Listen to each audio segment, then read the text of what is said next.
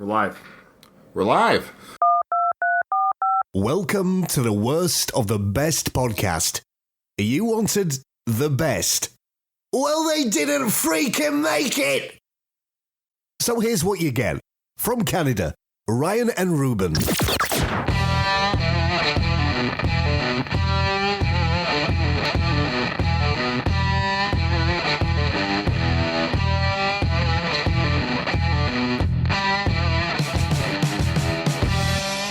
Welcome to the worst of the best podcast. I'm your co-host, Ruben, and this is Ryan, our other host here. Thank you, Ruben. It's good to be here. Wasn't sure if you're going to say anything. No, I was just thinking, I was just hoping, I noticed that there's a little bit of lag in our live video, which is fine. I'm just hoping that when the dust settles, I don't know why there's a lag, but I'm not too worried about it. Nobody watches anyways. We're getting good audio. That's all that matters. All right. But anyways, go ahead. On this episode, we are going over hoaxes. That's right. The list that we're drawing from is the 14 greatest hoaxes. I love a good hoax. Nobody Give me an example that you think that might not be on the list. Well, I'm not sure. Well, go ahead. Okay, well, for the record, apparently I'm supposed to read the list. We weren't going to bring this up on the air, but fine. Yeah, Ruben. But I thought he was asking me to go in blind. My reading comprehension is off. My apologies. If I miscommunicated, that's my bad. No. I asked Ruben, did you read any of the hoaxes? He goes, no. I said, well, I'm glad I did, because there's a lot of not research, but there's a little bit of things to know. Okay. Yeah, and it's like just to read it would be kind of boring for the listener and for for ourselves. So sure. I think back before television, there was a radio hoax about aliens landing and some type of invasion. That was by Orson Welles. Was that who did it? Yeah, Orson Welles. That was the War of the Worlds. He gave like an audio you can Google that. It's on YouTube. Yeah, he talked about the aliens have landed, they destroyed the White House. He gave such a dramatic Orson Welles gave such a dramatic presentation. People thought it was real. There was a real panic. It's hilarious. Love it. But we're going to talk about that. And this is actually important. To be fair, we just had an episode about Trump, and one of the things that he likes to say is fake news. Uh-huh. He's not wrong. What I mean by that is that the people, the public, the masses, and through no fault of their own, they can be tricked by false news. They can be tricked by false claims. Absolutely. Because it can sound believable. It can make sense. And so they grab onto it and think, until someone says, no, we're just joking, or until maybe a conspiracy theorist comes by and says, no, this is what's happened, truthers, or whatever you want to call them. So that kind of falls into, when we get to these hoaxes, ladies and gentlemen, you'll say to yourself, well, I can't believe people fell for it. Is it so crazy to think that people fell for the alien invasion? No, I'd love for that to happen. So that Orson Welles one wasn't part of this list, so that's a great example. So here we go. The 14 greatest hoaxes of all time. This episode actually might come out near April Fool's Day, so it's only apropos that we speak about how April Fool's Day didn't get its name. This one's going to be a little bit of me reading, because I think it's just easier to read, and there's no video of this. We're going to be utilizing YouTube today, so for those who are watching us live, it's really advantageous to watch this episode live, but if you're not, we'll try to describe what we're seeing as we're playing the videos. Okay. So Joseph Boskin would tell you the origins of April Fools are murky. In fact, the Boston University professor and pulp culture historian was trying to say just that in a 1983 interview with reporter Fred Bales. Okay, so this Boston University professor, was being interviewed for whatever reason by Fred Bales, a reporter. It was a 1983 interview. I couldn't find any video footage of this, unfortunately. But essentially, the guy asked Bales, hey, how did April Fool's start? So this was before Wikipedia. Sure. Before Google, people could just kind of Google it. Now, the average person, probably even today, if I asked you, how did April Fool's start? I have no idea. Exactly. Okay. This reporter didn't know either, so he'd asked the professor, hey, how did it start?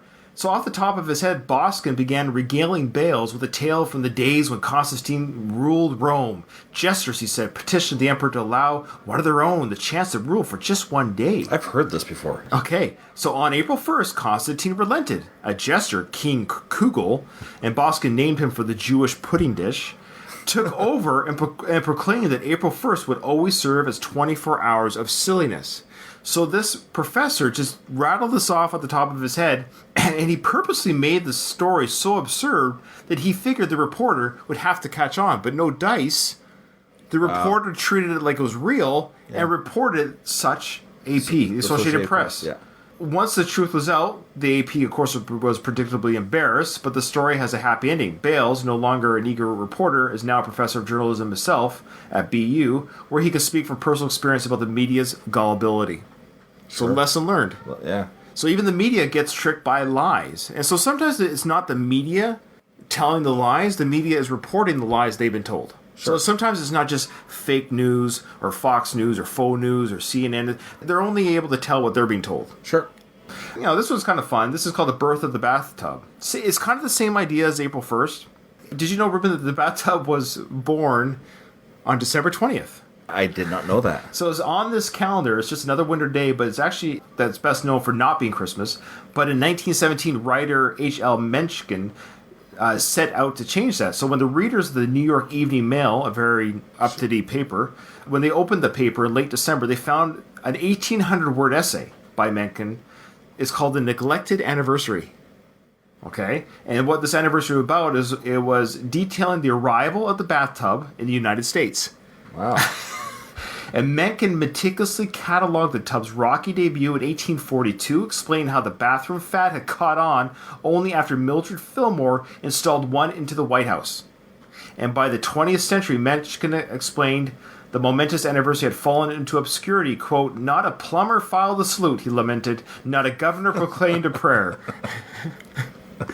Readers had good reason to believe that this was not made up because it was in the Evening Mail. Because it was printed in this mail, but learned journalists and people who spot these things said, "Whoa, this is not right. This is not true." And he eventually admitted that he did set the record straight. But his efforts, even though he said this is a joke, his efforts were futile. People were more interested in hearing about President Fillmore's tub than hearing the truth. I believe that. Think about what that means for a second, i.e. flat earthers. Even it doesn't matter what kind of evidence you have. It's more fun to believe in Santa Claus sometimes, and that's fine. There's no harm in this. Ruben, you mentioned at the beginning of the show that hoaxes in this way. There's no one got hurt. Yeah, sure. Maybe your pride, maybe that you were gullible, got tricked, but no real person got injured or hurt. Yeah. Okay. Now That's kind of fun. Yeah, it's a fun one. Yeah. He wrote an 1,800-word essay detailing how the bathtub became popular. There's nothing I have said or done, written, they'll ever catch on. Yeah. I know. So Ruben, have you ever heard of the Pilton Man? I have not. Okay. So the Piltdown Men. Oh, him. Yes. Okay. No, I haven't. What this was is in 1912, an amateur geologist and archaeologist named Charles Dawson found a skull. And the skull he pulled from a gravel pit in Pilton, England, seemed at the time conclusively fit the part of the missing link of Neanderthal the man, whatever that link was. So there was that missing link in the evolutionary chart that was missing. Okay. This skull was that missing link. Okay. Now we're just going to listen to a little video about this because I think it explains it just as well, if not better than what I just did. It is right. In England in 1911, there was a hugely effective hoax involving a skull called the Piltdown Man. For a hot minute, or actually 40 years, it was the most famous skull in the world because people thought it was the missing fossil link between humans and apes. It wasn't until 1953 that things got real embarrassing for all the scientists involved. A paleontologist thought that the jaw and skull seemed a little strange, so he performed a fluorine test on the different parts of the fossil and learned that, whoops, that is the jaw of an orangutan, and that is the skull of a human. Turns out the pieces were purposefully put together, presumably by Charles Dawson, the archaeologist who found it. Reputations were tarnished, outrage throughout the land. That sneaky bastard. Wow, that's hilarious. So this guy took different parts of bones to create like a man-ape jawline and face. Wow. That's pretty gutsy. That's a hoax. He fooled people for a long time until people were able to run tests that... Was it a hoax done for the purpose of gotcha? Or the hoax to further his career? Good question. But this is for close to 40 years. So, like, he would have gone down to the grave with this. Oh, we don't know. Dawson was the prime suspect because he found the skull. Oh, yeah, that's probably... But there are some who think it might have been Sir Arthur Conan Doyle who did it, the author of Sherlock Holmes, because not only was Conan Doyle a member of Dawson's Archaeological Society and a frequent visitor to Pilton's site, he hinted in his novel The Lost World that faking bones is no tougher than forging a photograph, the ultimate smoking gun. Interesting. So they could have collaborated too. And so there it was in plain sight that there was a joke the whole time. Hilarious. Love it. Again, no one got hurt except for people's pride to believe in it. All right. So the next one. This one's great. Italy's secret pasta gardens. I've heard of this, yeah. So where does spaghetti come from, Ruben? Well, in April 1st, 1957, the BBC news program Panorama tackled the question with a segment about a Swiss town's robust spaghetti crop brought on by a warm spring and the disappearance of the spaghetti weevil. Oh. Now, I found some footage of that BBC coverage. I've seen the footage. It's great. Okay. But what, you may ask, has the early and welcome arrival of bees and blossom to do with food? Well, it's simply that the past winter, one of the mildest in living memory, has had its effect in other ways as well. Most important of all, it's resulted in an exceptionally heavy spaghetti crop. The last 2 weeks of March are an anxious time for the spaghetti farmer. There's always the chance of a late frost, which, while not entirely ruining the crop, generally impairs the flavor and makes it difficult for him to obtain top prices in world markets. But now these dangers are over, and the spaghetti harvest goes forward. I love it. Spaghetti cultivation here in... What I love is you got people actually playing the role. Sure. And just pick it like you would pick apples off a tree. Yeah. And they're keeping straight faces. Like, this is 1950s. I kind of like seeing... I know it sounds trite, but I like seeing the sense of humor. Sure, absolutely. In the 1950s. Yeah. Like, this is like almost like a Saturday Night Live skit. Yeah. It just shows you that humans have been funny and silly for a long time. Yeah, ever since Constantine. Ever since Constantine. With, King Krugel. Oh, Krugel. The Jewish pudding. In Switzerland is not, of course, carried out on anything like the tremendous scale of the Italian industry. Many of you, I'm sure, will have seen pictures of the vast spaghetti plantations in the Po Valley. For the Swiss, however, laying it out in the basket. Yeah. All right, so for those who are listening to this on iTunes and are not seeing first come to Facebook and our YouTube channel where these videos can be found, so you can see Ruben and I on our beautiful podcast faces, see the videos that we're talking about. For those who just can't handle live shows, which I understand, you actually see noodles hanging from a tree. Perfect. And these noodles are being picked like you would an apple off a tree, and they're laying the noodles flat in the basket, ready to be cooked. How else would you do it? It's the only way to when you're picking noodles, lay them flat in the basket as shown in this video. The next one. So this one here is kind of interesting. I don't think I've got do I have a video on this? Stand by. I don't have a video on this. Let me just get into it. Everyone knows you can't judge a book by its cover, but the aphorism got an extra dose of validity in 1969 when Penelope Ash, a bored Long Island housewife, wrote the trashy sensation Naked Came the Stranger. Wow. So, and she did a book tour. A real person did this book tour. I was trying to find video or any kind of radio interviews. Okay. But this did happen. This female named Penelope Ash went on tour with this book in hand promoting the book. So this is not a hoax. This did happen. Okay. But this is very Andy Kaufman. Okay. So she's doing this. So she appeared on talk shows. I couldn't find any video and made the bookstore rounds. But Ash wasn't what her book jacket claimed. The author herself was as fictional as the novel she supposedly wrote. Okay. And both were the work of Mike McGrady, a Newsday columnist, disgusted with the lurid state of the modern bestseller at the time. So instead of complaining, he decided to expose the problem by writing a book of zero redeeming social value and even less literary merit. So he enlisted 24 of his Newsday colleagues, and they all chipped in and wrote short stories and chapters for this book. When he got their edits, he actually chopped them down and made them sound even worse than they were, because they were too good by these Newsday writers. Okay, fair But enough. he told them, make it trashy, make it terrible, He instructed them that there should be an unremitting emphasis on sex, and he also warned that the true excellence in writing will be quickly blue penciled into oblivion. So he's saying, if you write too good, I'm going to erase it. So I want a tawdry, terrible book. So how did this book do? Well, by the time McGrady revealed his hoax a few months later, the novel had already moved 20,000 copies. Far from the sinking the book's prospect, the press pushed sales even higher. So once it got exposed, this was just we're trying to write a terrible novel here. Yeah, you just hired me. Sales went up to 100,000. Wow. And spent 13 weeks on the Times bestseller list. And as of 2012, The Tomb had sold nearly 500,000 copies. Wow. And now after people listen to our show, you know that... Yes, you can also be in on the joke. That's right. All right, the next one. This one's pretty interesting. Long story short, there was a astronomer. He wrote 6 articles in a ragtag magazine called The Sun.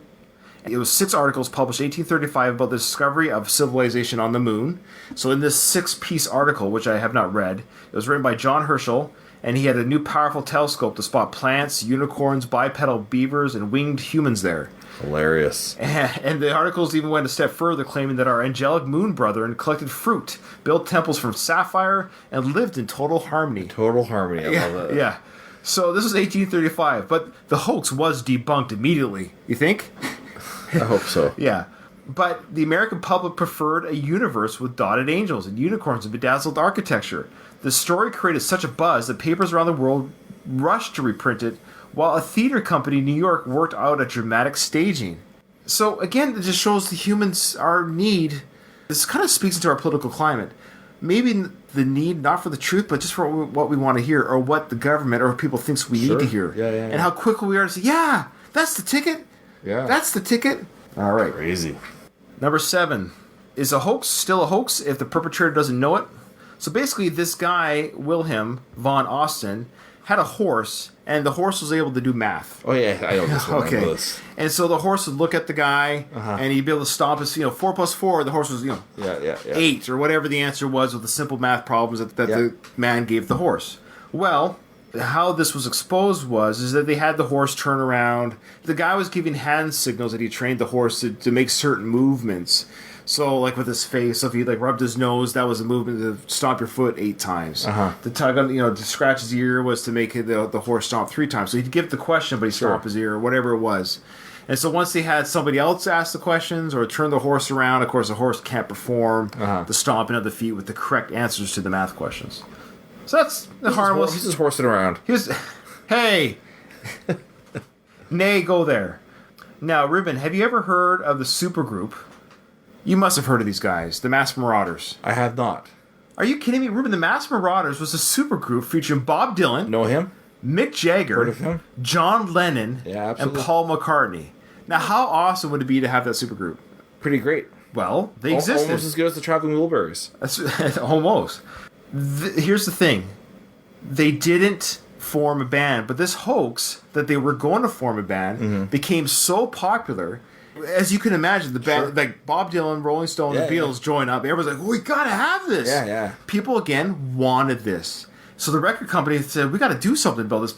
The people need this. So the fans were so desperate to get their hands on a Masked Marauders album, so rather than fess up, Marcus, who started the hoax, dug at his heels and took the prank to the next level.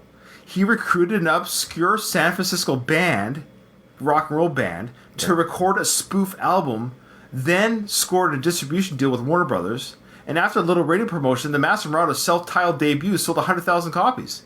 It's real. The Masked Marauders have an album. That's hilarious. Under the guise of Mick Jagger, Bob Dylan, and John Lennon and Paul McCartney. And here we go. Here is a sample of the Masked Marauders album. This song is called I Can't Get No Nookie. Exactly what you think Nookie is. I have no idea what it is. Limp Bizkit, I Did It All for the Nookie. What? I think it's just sex. One. But here we go, the Masked Marauders. Take 2. Oh, yeah. I said, baby, would you give me a little lookie? Get no nookie. I said, I'm sorry, Mick, you can't get no nookie. You're nookie. Hit it one time now.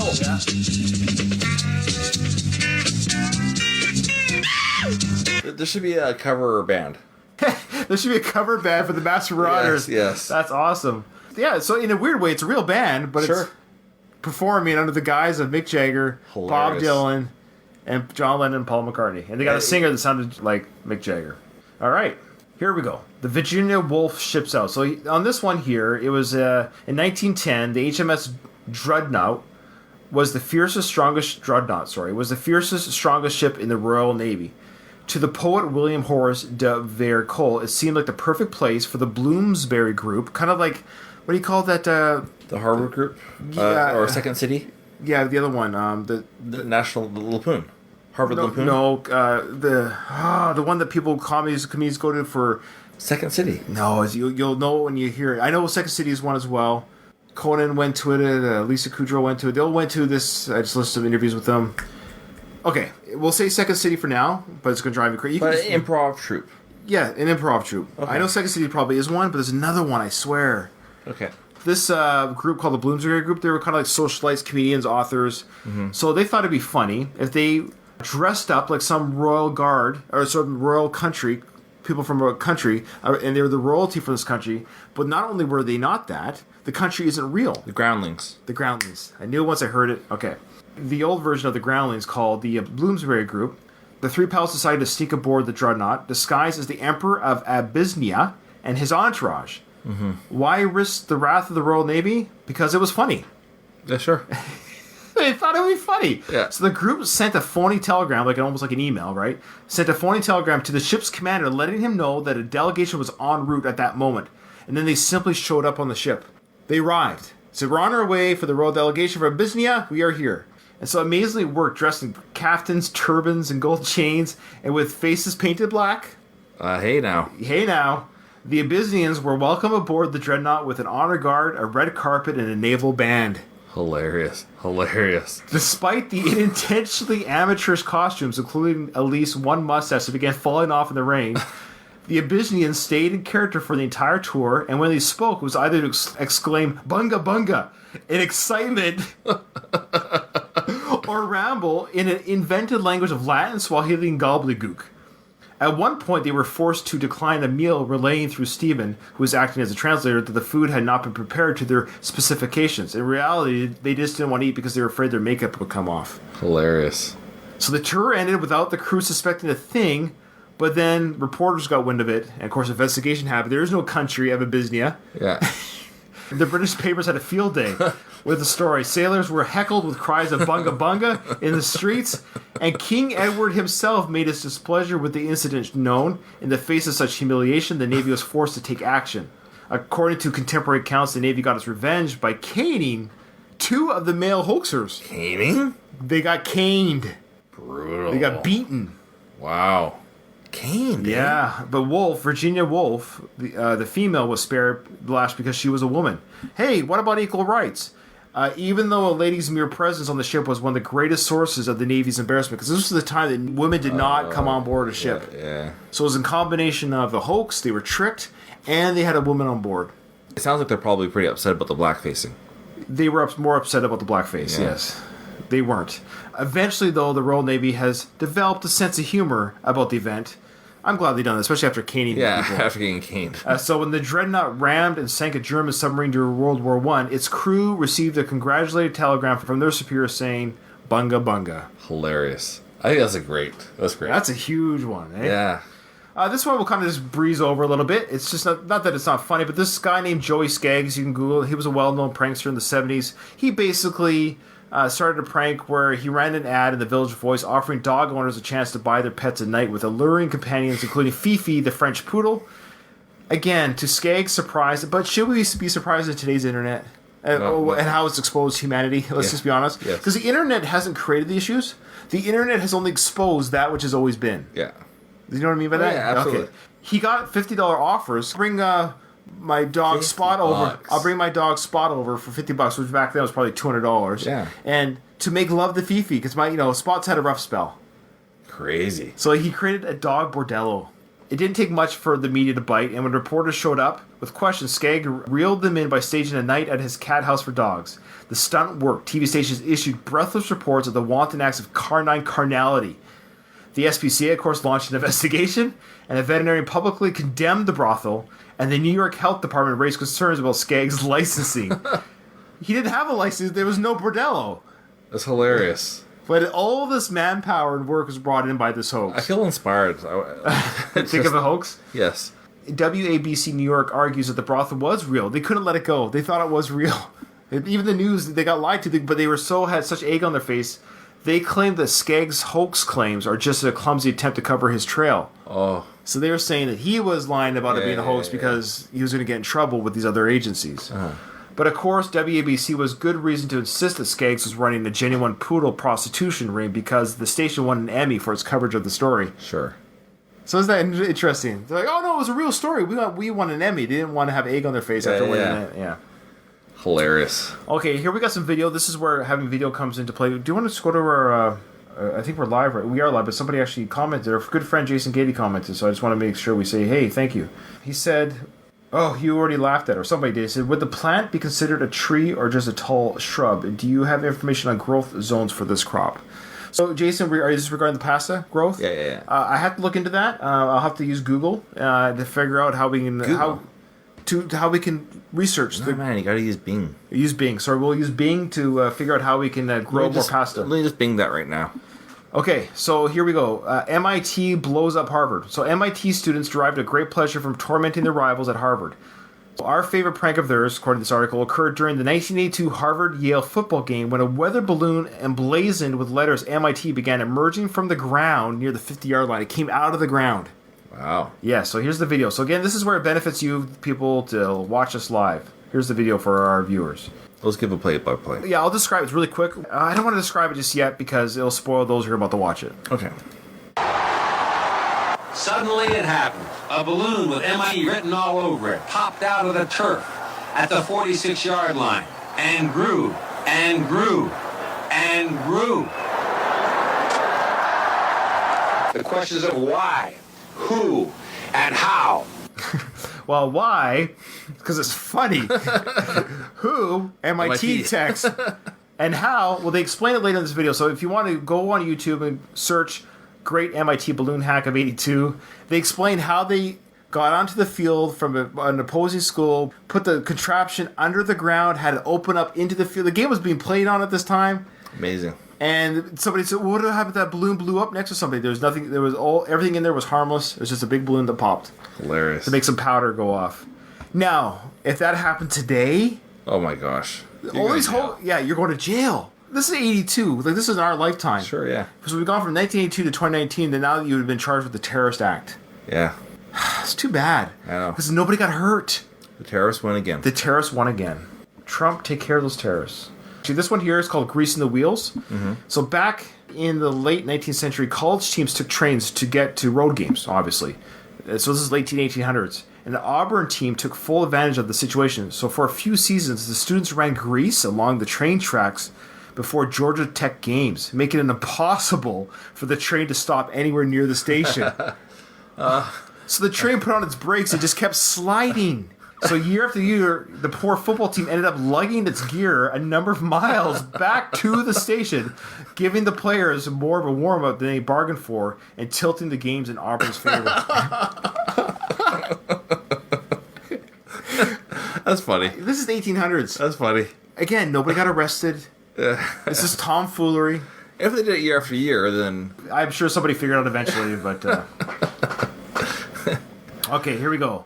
Another video one. Here we go. Tricking opposing fans, another football game, into holding up placards that spell out a hidden message is a prank older than time.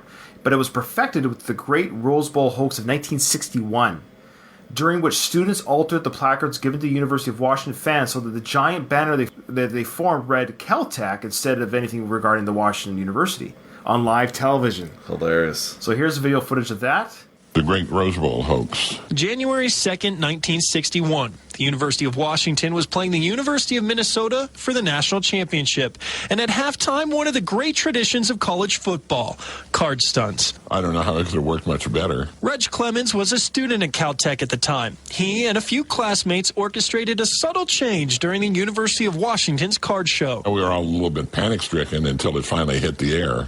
You know, you figured somebody's going to find out, somebody's going to figure it out. At a time when Washington was supposed to be spelled out in the stands, the cards instead read Caltech. It was a feat that took hours of work and near perfect execution. Clemens and a friend had to break into the dorm housing Washington's cheerleaders and change thousands of index cards with directions on them. It's just getting by with the whole thing. It's just amazing. This is a picture Reg Clemens was able to take from his TV screen. The Caltech prank made national news. I have a suit box in the other room full of clippings that relatives sent from all over the country. The Caltech prank. And though he doesn't watch the Rose Bowl much anymore, Reg Clemens says what he did at that game is something he'll never forget. We were all definitely proud of it. That's great. That's great. Isn't that great? It is. It really I love how he took a picture of his prank on his camera. So he had a 1961 camera. It came live. I got it. Yeah. Because he wouldn't know until that moment if it worked. No. It's hilarious. It's absolutely hilarious. So they replaced all the cards in the proper order Nobody checked that they'd been tampered with, and they came out as Caltech instead of Washington State University. That's fantastic. Hats off, hats off. So the fans of Washington did that. That is the original best prank ever caught on TV. Okay, last hoax, Ruben. Have you ever heard, Ruben, of the... Absolutely. Have you really? Oh, yeah. Okay, so this is the elusive northwest tree-dwelling octopus. Yeah, I know all about it. So according to the species' official website, the Pacific Northwest tree octopus is native to the rainforest of Washington State's Olympic Peninsula. Boy, poor Washington State, eh? Yeah. It spends most of its time frolicking on treetops and snacking on frogs and rodents. But today, the arboreal cephalopod faces extinction. What? Thanks to rampant predation by the Sasquatch. Oh, freaking Sasquatch. So if you guys don't believe me, again, I can't say enough you got to come to our channel. If you don't believe me, here we go. Here's video proof of the tree octopus caught on tape. Now there's no audio really. We get some grainy image here. It's an older video.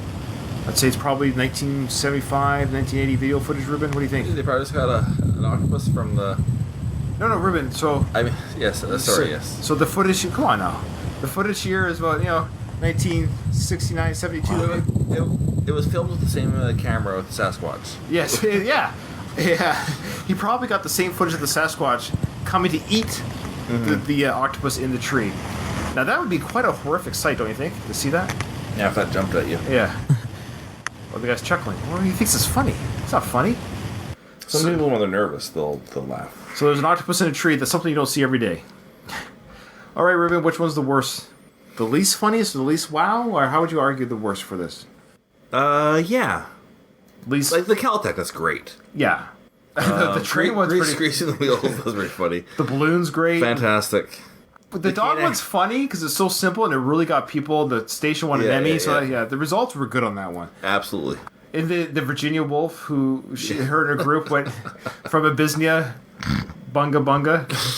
It's bunga bunga. That's good. This prank cannot be pulled in today's climate. No. Let's just make that clear. We're not condoning blackface. We're just saying. Can you imagine that happened on your ship? Oh yeah, we would be the laughing stock if we got I'm on a ship, so if we got tricked by a fake nation and we did the same thing, people would never let it down. Absolutely. Wow.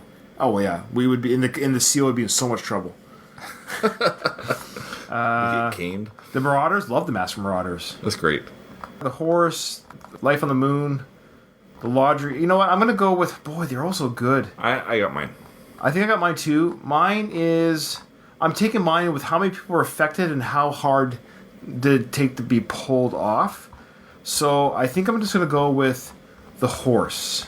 Kind of a tie between the Life on the Moon, but people again created theater for this. But I think mine is the Horse just because, he taught a horse how to clomp his feet around and just told people he was doing math. A good little magic trick, a little parlor trick, really, at the end of the day. Okay. Mine's the tree octopus. Really? Yes. That's fair. That's fair. I guess because it's so crazy. But for the Horse, they went on tour. Yeah, you know what? You're right. You know what I mean? Like, people were in stands watching this. Right. You're right. If I had to use my own, fooled a lot of people and he made money and he went on tour. Yeah. The octopus is so outrageous that could anyone believe this? You're right. I'm going to go with the fact that the octopus is so outrageous that it couldn't even possibly be true. Yeah, it's just a fun thing that lives on the internet. Right. All right, everyone. Thanks for watching. And remember, in front of every silver lining, there's a cloud, and we're here to help you find that. Remember to review and like us on Facebook, on Twitter, on iTunes. Give us a review. Appreciate it. Thanks, everyone. Thanks for watching. Hey, by the way, I think one of our best episodes, and I did no work. Thank you, Ryan. Oh. Yeah, you did all the reading. I was just a listener. I'm sorry, Rube. I should have been more clear. No. You probably were clear. There's nothing to apologize for. Okay. I thought it went great. I really enjoyed it. I'm glad you enjoyed it. I really enjoyed it. Thank you, Ruben. All right.